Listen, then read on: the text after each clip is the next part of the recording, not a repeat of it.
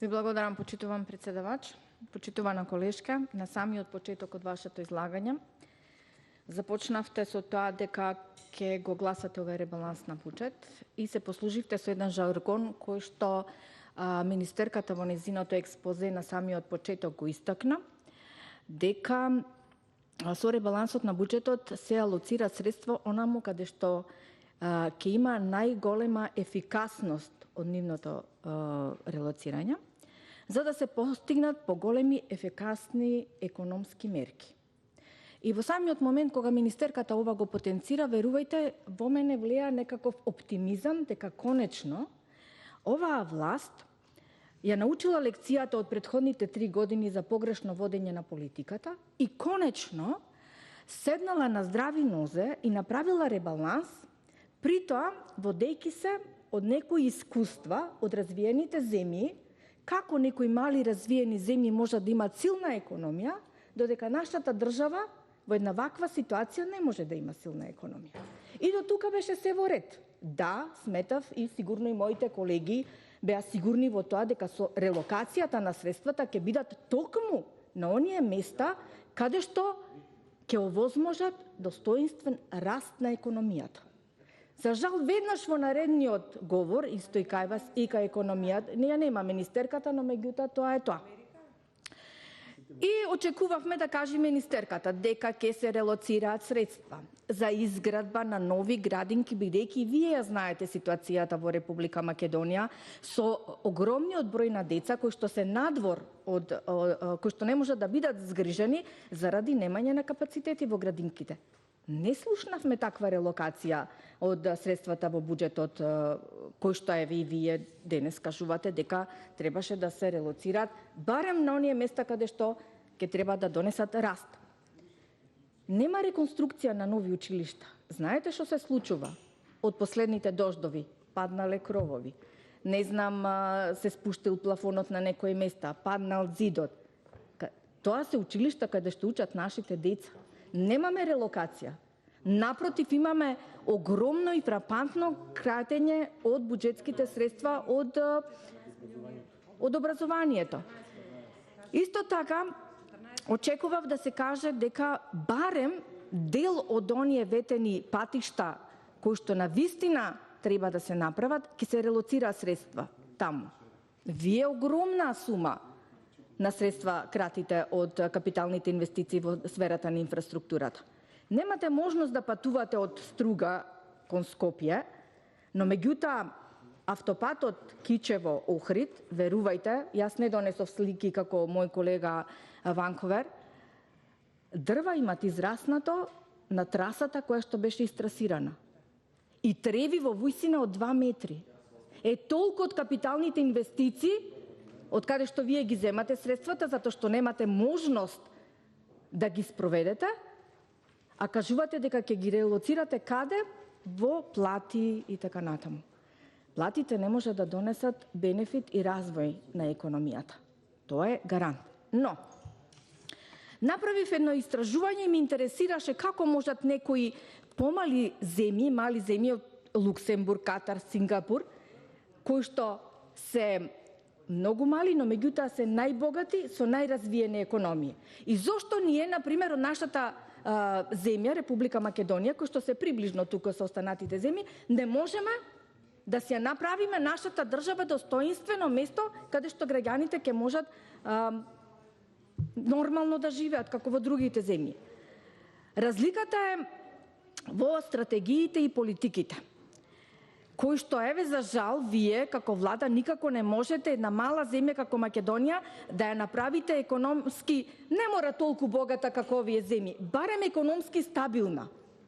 И во што е проблемот? Направив една компаративна анализа и овие се разликите во однос на политиките и стратегиите, кои што едни земји се исто толку колку нашата Република Македонија по однос на територија жители, но економски се стабилни, а нашата држава, за жал, никако 3 години не може да мрдне од мртвата точка.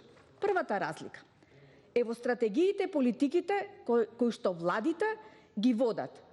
Нивните влади водат политики кои што се базираат врз основа на потребите на граѓаните.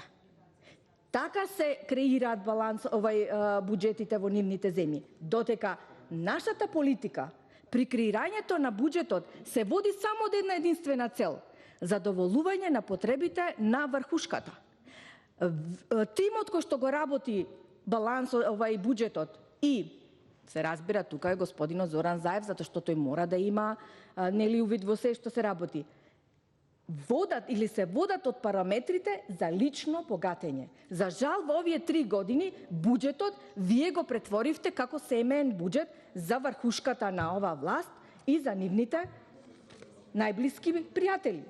Второ, додека економиите кај овие богати и економски силни земји се базираат на транспарентност, кај нас, за жал, економијата се базира не во 4, во 3 очи ако може да се направи. Далеку од очите на граѓаните, за да не може да се знаат каде се дава, со кој треба да се прават тендери, од каде се зема, кој ќе се рекетира, кои закони треба да се носат за да можат после тоа да се рекетират бизнисмените за да плаќаат, за да се богати некој. Значи така се базира, тоа се различни параметри. Значи, нивните економии се базираат на отворени економии, развиена инфраструктура, квалитетно образование, систем на владење на правото. Сите овие параметри, вие во овие 3 години не само што ги уништивте, ги нема во вашата стратегија за економско јакнење, ги нема овие критериуми. Затоа не можеме да мртниме од мртвата точка. Другата разлика која што е во очив, нашиот даночен систем е во насока да се стимулира сивата економија, додека пак нивниот даночен систем во тие економски мали земји бараат даноците да се во зависност од потребите на приватните компании. Но меѓутоа вие не ги слушавте бизнисмените кога ви кажува дека прогресивниот данок нема да овозможи раст на економијата. Што сакавте вие да постигнете со прогресивниот данок? И за ДДВ-то ви го кажува истото. Не мора да го воведувате толку скапиот систем на ДДВ, намалете го данокот. Тие се разликите помеѓу развиените земји и нашата. Додека силните економии имат воспоставен механизам или рачна, кога се работи за задолжувањето, то вие, да ви кажам, сте, не знам, дали во регионот, во Европа или во светот, ама први по однос на тоа за задолжување, но меѓутоа задолжување исклучиво за партиски вработувања, за сомнителни сделки, заради мир во куќа со вашиот коалиционен партнер и заради задоволување на одредени апетити. Тоа е разликата помеѓу параметрите вие кои што ги користите и параметрите кои што не ги користат економски развиените земји. И уште еден параметар, само ако ми дозволите, тие препознале дека странските директни инвестиции се основата за развојот на било која економија и на нивната економија. И тие тоа го стимулираат. Што видовме во последните години од вас? Ни една странска инвестиција, напротив, воведување на мерки кои што ги одвраќаат странските директни инвестиции и ги пренасочуваат во другите наши соседи. Почитувана колешке, значи, не може една економија, верувам, и во Македонија, и во Србија, и во Катар, и во Сингапур, мора да се истите параметри кои што ќе овозможат нивни раст. Знаете што е проблемот кај вас? Кај вас е проблемот еден. Вие не можете да излезите од, како да го кажам, онај ваш егоизам, не можете да допринесете развој на економијата, но не можете да прифатите нешто што беше успешно во претходната влада. Тука е проблемот кај вас. Она што ја правеше успешна економијата во минатото, вие сето тоа го санкциониравте, но меѓутоа тоа оди на штета на вас, на вашиот тим и најповеќе на штета на граѓаните. Ништо не треба да учите. Све е направено. Само треба да го примените. Еве, ова што е главните параметри кои што треба да бидат и кај нас главни, направете нека се главни. Не мора да кажете дека ќе гласате за ребалансот за буџетот. Зошто? Затоа што се врши релокација на средствата за потребите на економијата и развојот на економијата. Па не може така, колешка.